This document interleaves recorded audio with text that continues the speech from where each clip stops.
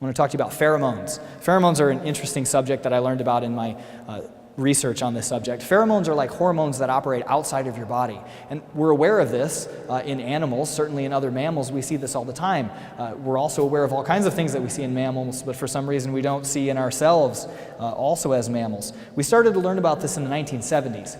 There was a study done in dormitories of women, girls who were not on a hormonal contraceptive. That means it was not imitating pregnancy in their bodies. If they were not on a hormonal contraceptive, they started cycling at the same time. So they would have their periods at the same time. They would be fertile at the same time and then infertile at the same time. They would cycle together based around the alpha female.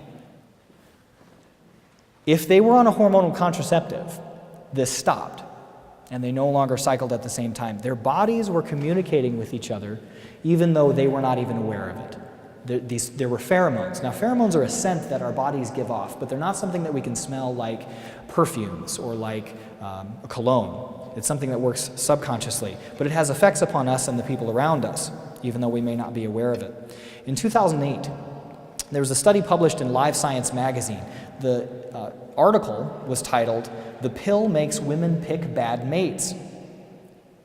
The study found women not on the pill are attracted to the pheromone scents of men with genetically different DNA, while women who begin taking the pill change their preferences to men with similar DNA. Now, it's an evolutionary advantage, it's a genetic advantage, it's a reproductive advantage to mate and reproduce with somebody with different DNA. If you mate with somebody who has similar DNA as those who are on a hormonal contraceptive like the pill are more attracted to, here's some of the problems you can run into: infertility, birth defects, miscarriage, and studies suggest lower rates of marital satisfaction as well as higher chances of infidelity. Wandering eyes are also more common. On the subject of pheromones, I've got to tell you the story about Austin the monkey. There's a sociobiologist by the name of Lionel Tiger.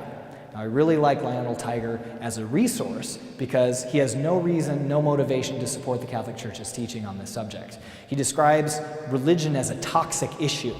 He has no interest in that, but as a sociobiologist, he's written and he's been overwhelmed by the impact that contraceptives have had on our culture in a very negative way. He does a study of a monkey named Austin.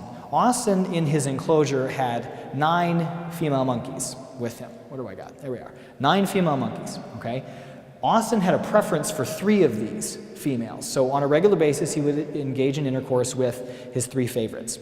Now what they did is they injected 5 females at random with the depo-provera shot. It's a contraceptive shot that mimics pregnancy, just like the pill, and it lasts for 3 months. So 5 of them, of the 5 that they injected, 2 of them were from Austin's original preferences for sexual intercourse. So these are all on a hormonal contraceptive.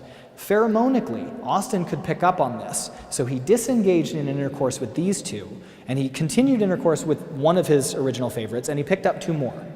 And for the next 3 months, he engaged in intercourse with those 3.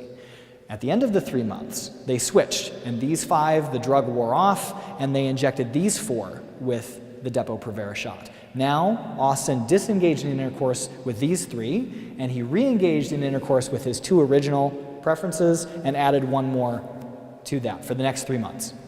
After those 3 months, the hormonal contraceptive wore off, and all 9 were once again fertile. They didn't show the pheromones of being chemically pregnant, and they injected all 9 with the depo-provera shot. The reaction of Austin, I think, is telling.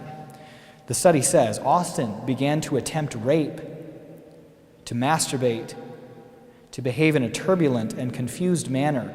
He would approach the females, he would sexually evaluate them, but no matter what he did, there was never the usual episode of intercourse. And after 3 months of this, the drug wears off and all 9 are available again. Austin resumes his intercourse with his 3 preferences. Things were back to normal. Good for Austin.